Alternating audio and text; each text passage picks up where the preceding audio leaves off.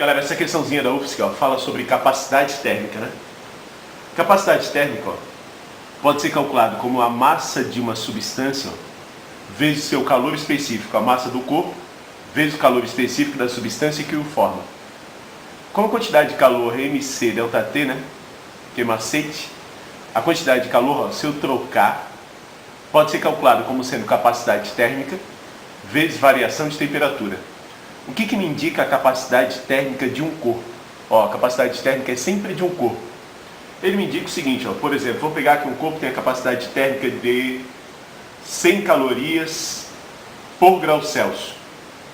Significa que esse corpo, para variar a temperatura 100 graus Celsius, 1 grau Celsius, ele tem que ganhar ou tem que perder 100 calorias.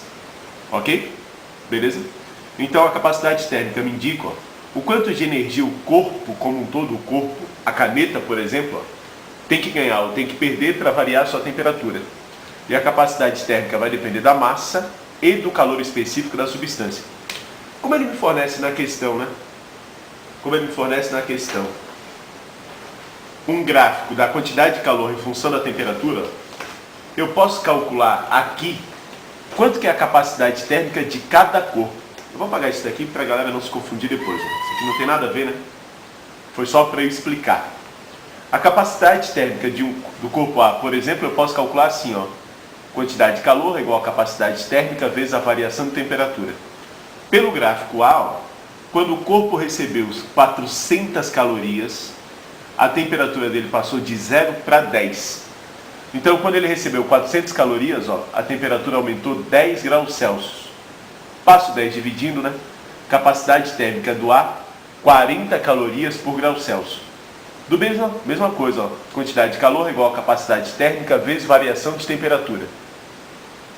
Quantidade de calor igual a 400, do B, 400, só que o B varia a temperatura de 0 para 20. Então, ΔT do B vale 20. Passando 20 dividindo, né?